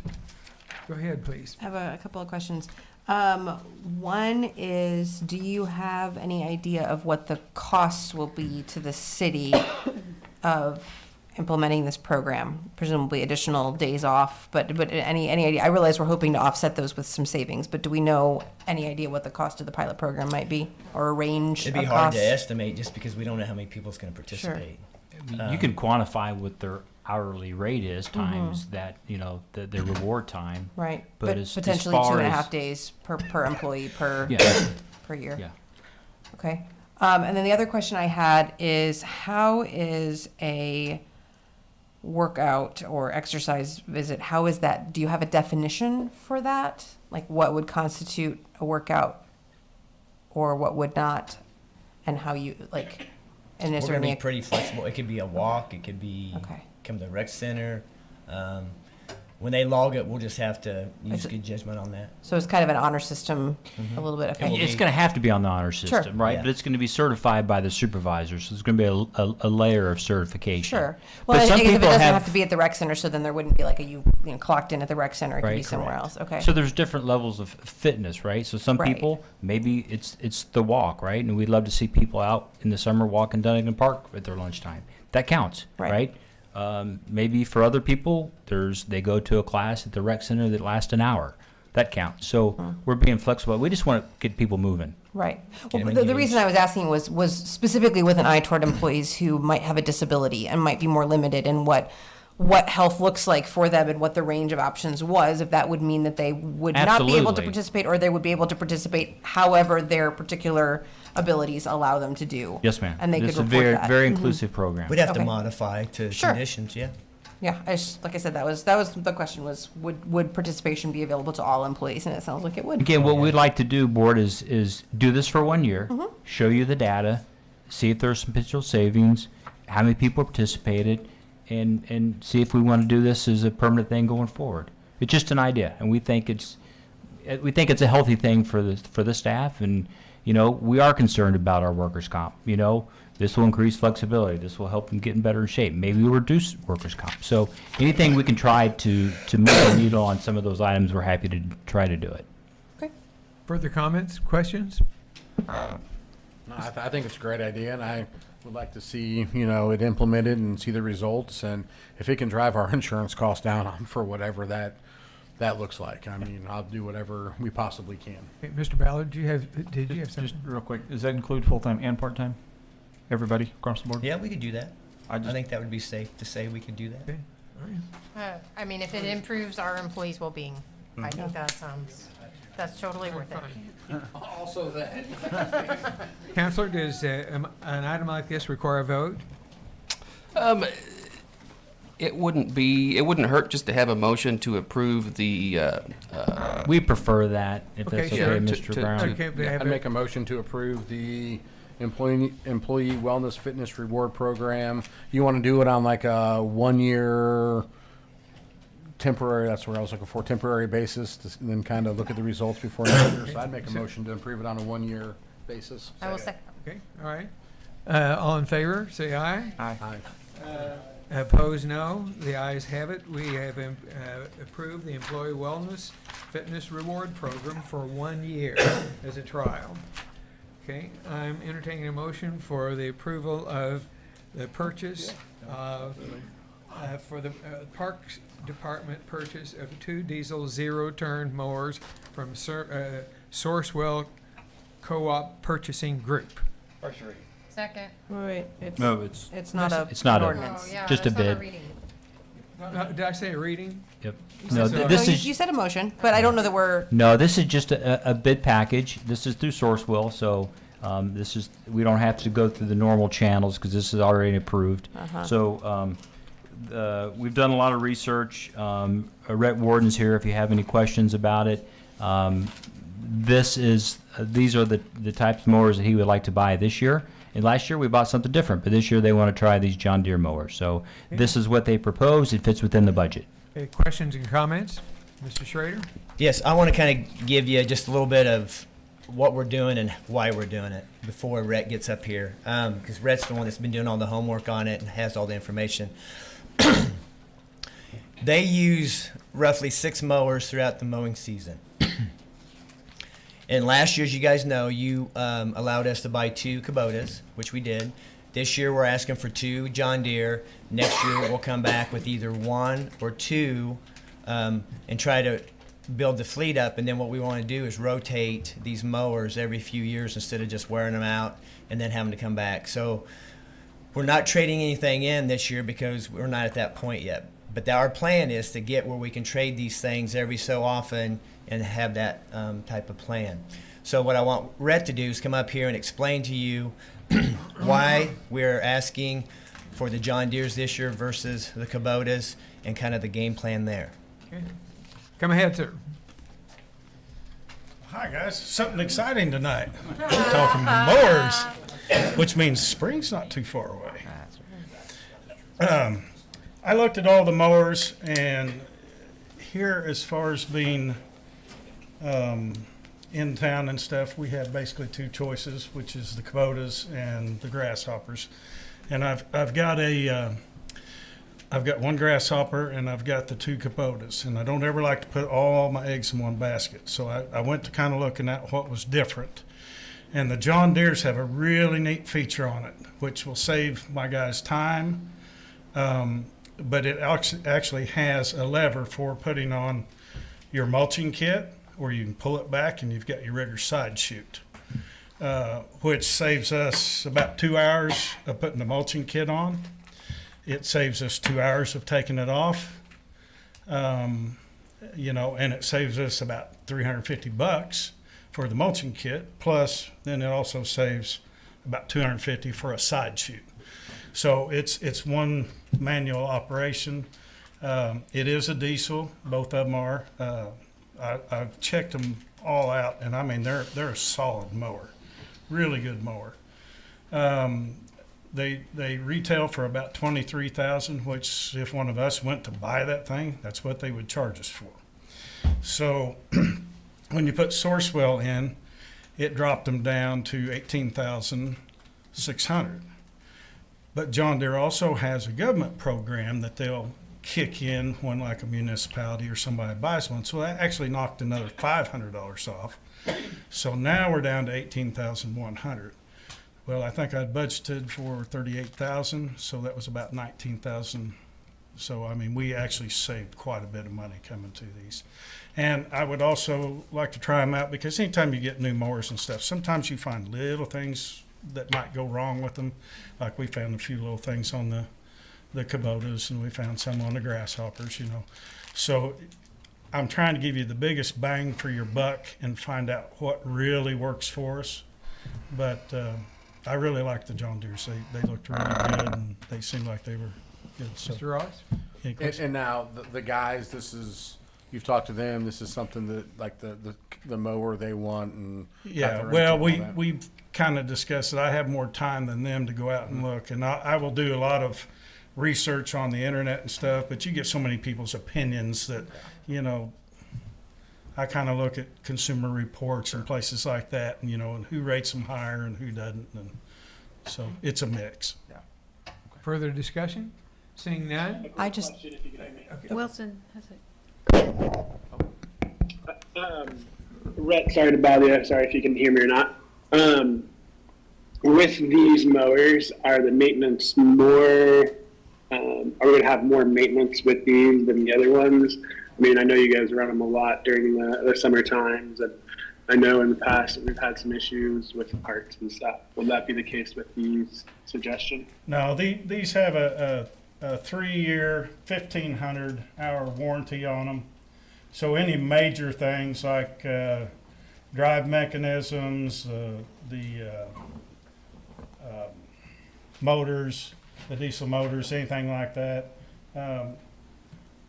The maintenance on them, I've talked to Jay Stevens and his crews a couple of times and kind of see, because they use the John Deeres all the time, and they use them out on CMH, and they run through rough territory like we do. The maintenance costs are pretty minimal. I mean, they're normal, every 200 hours you change the oil, fuel filters, things like that, blades, but no, it's right in line with any of the mowers that we've bought in the past. Any other questions? Satisfied? No, thank you. That was great. Thanks. Okay. If there's nobody, I'd make a motion to approve the request. Didn't we do that? Didn't we make a motion? Yes, please. we didn't. think there was a motion. We did not make a motion. This is the motion. I think you asked for one and we didn't make the motion. We just had the discussion. Okay, all right. I would now make the motion you're looking for. I'm asking for a motion for the approval of the Parks Department to purchase a two diesel zero-turn mower from Sourcewell Co-op Purchasing Group. Second. Okay. All in favor? Aye. All opposed? No, the ayes have it. We have approved the purchase of two diesel turn Thanks, Fred. mowers. I noticed they only put one in our packet to choose from this time. It's almost like we've learned from past experience a little bit. This is the one we want, just this one. Not 47 minutes off the meeting. That's right. Okay. I'm entertaining a motion for the approval of for the airport to purchase a tow behind broom from Sourcewell Co-op Purchasing Group. I think we'd probably, well, I know I would rather wait to hear the pitch before I make a motion to Yes. approve it. So could we hear from them before we make the motion to approve the purchase that they want? Okay, well, okay, that's fine. My idea was to put it on make the motion on the board, discuss, and then vote. But if you would rather wait, that's fine with me. I'd rather hear it than make a motion. Rather hear it first. Okay, all right. I'm ready Mr. now. Yeah, okay, Mr. Lee, would you explain item J then? Yes, sir. Mr. Mayor, this is a budgeted item for a tow-behind broom that would be utilized at the Bolivar Airport for snow removal. Wish we had it right now. And for foreign debris removal, so not only in snow situations. We looked at various different options of styles of removal equipment for foreign debris, and this was ultimately the option that was selected. This will help us clear, on the runways, an important area to care for because the cost of maintaining it and replacing it, and so that's why, as well as obviously the foreign debris deals with the air traffic and the importance of that removal. So this was a budgeted item. It was budgeted at $38,000. It comes in under budget. And just a point of clarity, we don't purchase items from the Sourcewell Cooperative Purchasing Group. We purchase them through the cooperating purchasing pricing, but they're purchased from individual suppliers. So this one is purchased from Murphy Tractor. The mowers were purchased from a different vendor, but we utilize the Sourcewell Purchasing Pricing Group there. Should we entertain the motion differently then? Not to say to purchase from. Yes, say through. I would recommend, that To say if you're through. making a reference to the vendor, it should be the bidder listed on the tab sheet. That's the vendor that the product is being purchased from. It would be person. Would it be proper to say through Sourcewell, or is that too much? Whether it's up to you, certainly, Mayor. I don't know that it's necessary. We provide that from the staff. We provide that information I'll just to leave you. it out. I'll just leave it out Yes, entirely. we provide it to you so you understand why the item did not go out specifically for bid, Okay, so that well, you don't see multiple bidders. Okay, in the motion I'll entertain, I just won't mention it at all then. Yeah, Just I don't if think it it's would just be necessary, but- Purchased? Correct. Okay, all right. I entertain a motion to purchase a tow behind broom for the airport. Second. Okay, all in favor? Aye. The ayes have it. Mr. Lee, you want to explain the compact track loader, please? Yes, commonly referred to as a skid steer. This piece of equipment is something we've intended to add to our fleet of equipment at the Streets Department in replacement of an aged piece of equipment that we intend to sell. We project that sale will make roughly $8,000. We'll bring that detail back to the board for approval of that sale item. But that's ultimately our plan with the disposition of the existing one. The company, Caterpillar Inc., gave us actually a demo of this product, so our guys got to use it and employ it on a couple projects, and everybody was real happy with the power and the use of that. So that feels good. It feels better than buying a little more blind sometimes, and so we were glad to be able to do that. And that is again Sourcewell pricing, so it's presented there. It also was a budgeted item. We budgeted $85,000. It ultimately will reflect about an $83,000 cost, assuming we make roughly $8,000 on our sale of the skid steer, which I think is conservative on that end. Comments and questions? Seeing none, I'm entertaining a motion to approve the purchase of the compact track loader. Second. All in favor? Aye. The ayes have it. We have approved the purchase for the street department of a compact track loader. Mr. Lee, we want to explain about the mini excavator, please. Yes, another budgeted item. Of course, beginning of the year here, we're trying to move into the purchase of this equipment that we've planned for. This is a mini excavator that is intended to be purchased and added to the fleet. Again, it was a budgeted item. What this allows us to do, this one is a little more unique, not just replacing a piece of equipment. This particular piece of equipment does increase our boom reach and strength there with the equipment, but additionally, what this allows us to do is do an interdepartmental transfer purchase through the Parks Department, who also are in need very commonly and more frequently of a mini excavator for their department, and to have dedicated use to that. So that's what's proposed there on your bid tab, is a transfer of that piece of equipment, the existing piece of equipment, to them at a cost of $40,000. And that would be paid for from the Parks Department as a transfer, I believe, from insurance proceeds as well as capital dollars, and then the Streets Department would purchase this piece of equipment. Forgive me for asking, but what does a mini excavator do? A lot, but I mean primarily excavation. The digging of I know that's not not meant to be overly descriptive, but digging anything from digging for sidewalks, digging for a lot of like our storm work, repair, and things like that. And let me phrase that differently. No, I won't. Okay. Any comments and questions from the board? How much was budgeted for this item?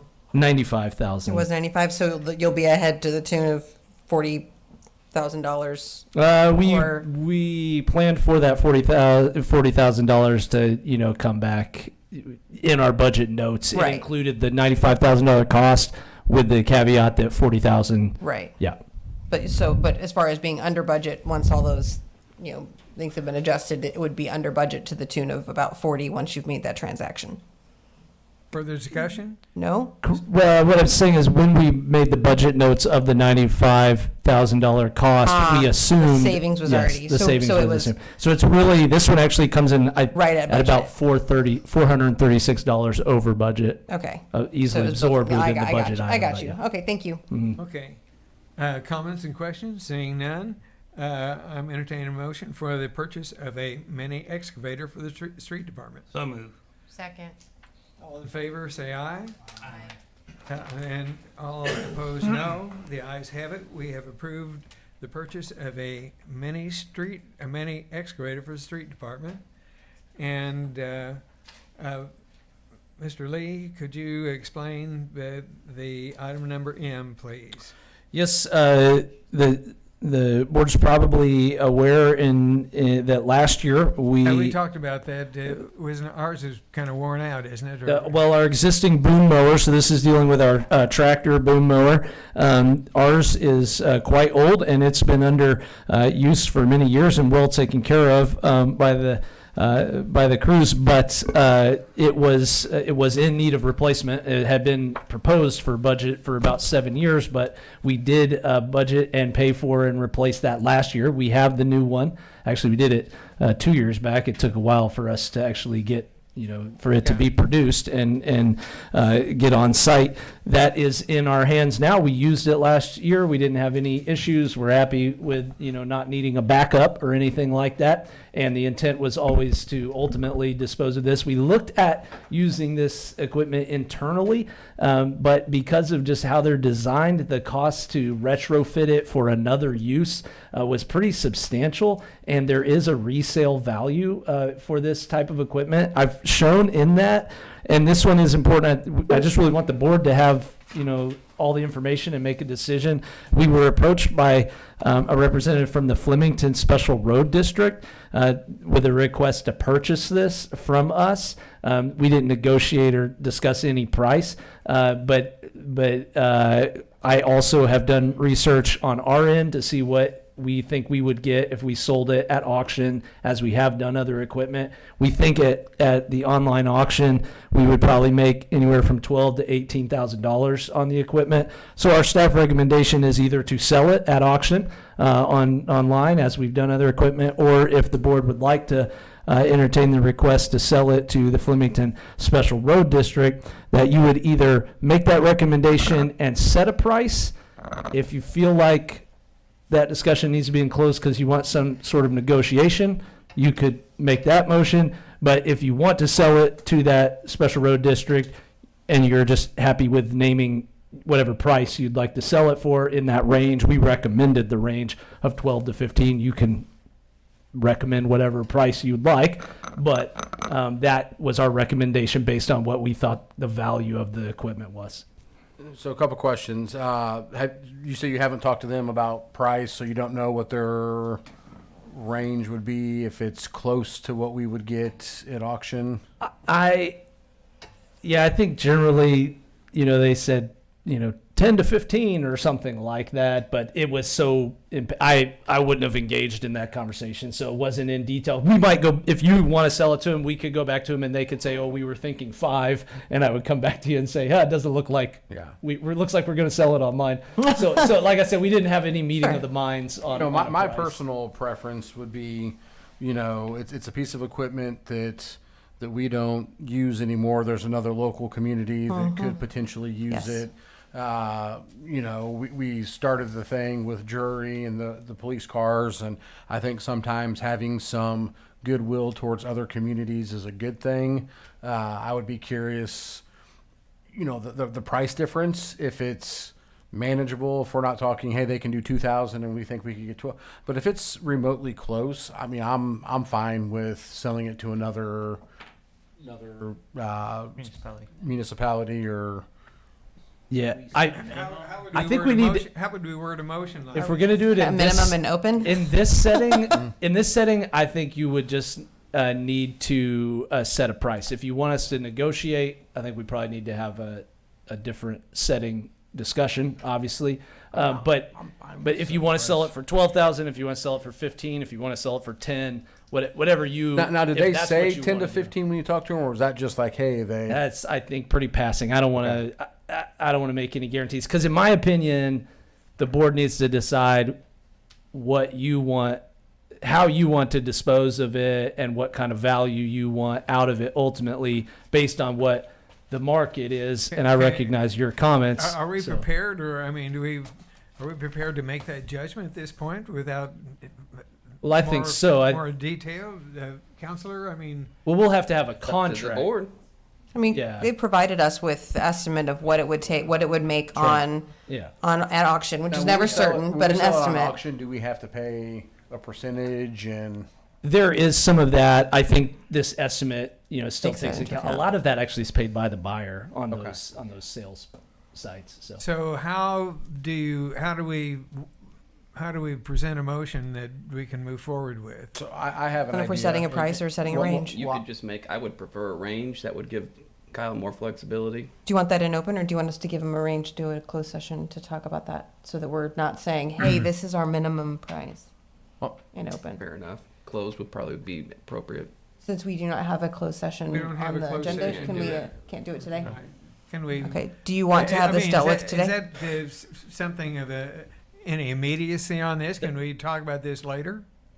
Yeah, this could come back at the next closed session. I mean, my question is, we have a price Do that we? is in our packet Yeah. that everybody can see, and so why not just approach the municipality and say, hey, would you be willing to offer this? This is the range that we're, and I mean, if we can sell it for 12 to 18, and they say, hey, we can't do 12, but we can do X, and then you bring it back to us, and then we can make a decision. Or if they're like, yeah, we could do that number. Ultimately, you're probably gonna have to bring it back to us.